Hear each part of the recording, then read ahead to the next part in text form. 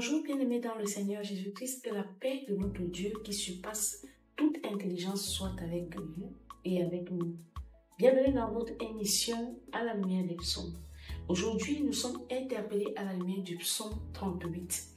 Dans le psaume 38, on a l'exercice de voir comment est-ce que nous devons nous comporter quand nous sommes dans de grandes détresses. Il arrive souvent dans la vie d'un chrétien que l'on se retrouve dans des situations de désespoir. Jésus-Christ lui-même l'a vécu sur le chemin du calvaire. Le roi David étant par excellence le prophète messianique, il a comme ça plusieurs psaumes dans lesquels on peut voir les situations, comme on dit souvent. Les psaumes sont des exercices d'application qui nous permettent de produire des œuvres par notre foi. Et donc, on a dans le psaume 38 des différentes situations qui nous permettent de voir comment est-ce que nous devons nous comporter quand nous sommes dans de grands moments de détresse. Bien-aimés dans le Seigneur, nous avons beaucoup de situations comme ça dans la vie où l'on se retrouve dans des moments de détresse profonde. Et les moments de détresse ne se ressemblent pas. C'est pourquoi les moments de souffrance de la vie ne peuvent pas tous se ressembler. On a donc comme ça des degrés de douleur ou de difficultés par lesquels les hommes passent qui ne peuvent pas être toutes similaires. Une femme qui vient de perdre un enfant, un nouveau-né, cela ne peut pas être comparé à quelqu'un qui dort affamé. On ne peut pas voir un blessé de guerre qui a des blessures qui couvrent sa peau crier de la même manière que quelqu'un qui fait la fièvre. C'est pourquoi nous avons dit les psaumes sont des exercices d'application et chaque exercice a un objectif à fixer ou alors un savoir à retenir. Et en ce qui concerne la parole de Dieu, Jésus étant l'enseignant par excellence, ce que Dieu veut que nous retenons lorsque nous lisons les psaumes, c'est que notre foi puisse grandir. Car la foi vient de ce que l'on entend et ce qu'on entend vient de la parole de Dieu.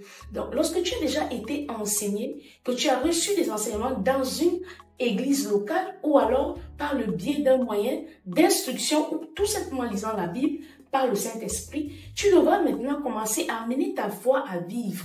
Et pour que la foi vive, il faut l'exercer. Dans les psaumes sont ces différents positionnements-là de la foi qui t'amènent désormais à savoir que faire dans telle ou telle situation.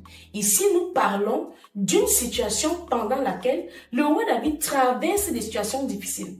On entendra même le Seigneur Jésus-Christ par la bouche de David gémir sur le chemin du calvaire.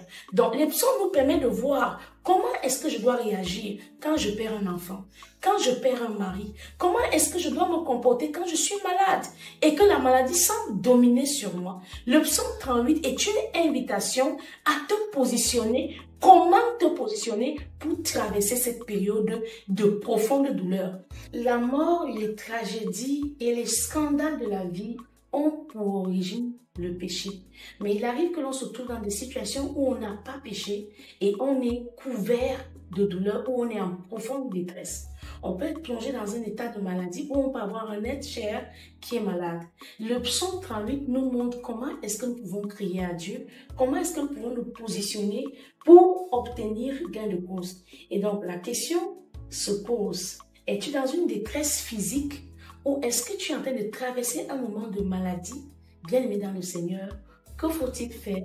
Le psaume 38 te l'enseigne aujourd'hui. Désormais, quand tu traverses des moments difficiles, si tu es couvert de blessures, si tu traverses une déception ou alors la perte d'un être cher, à la lumière du psaume 38, tu sais quoi faire. Et qu'est-ce qu'il faut faire, mon frère et ma sœur? Il faut s'humilier devant Dieu. Il faut s'humilier devant Dieu parce que la plupart des difficultés que nous traversons dans la vie sont causées par le péché. Et le roi David le sait. Il le dit dans le psaume 6, il le dit dans le psaume 31, il le dit aussi dans le psaume 38, il le dit aussi dans le psaume 51.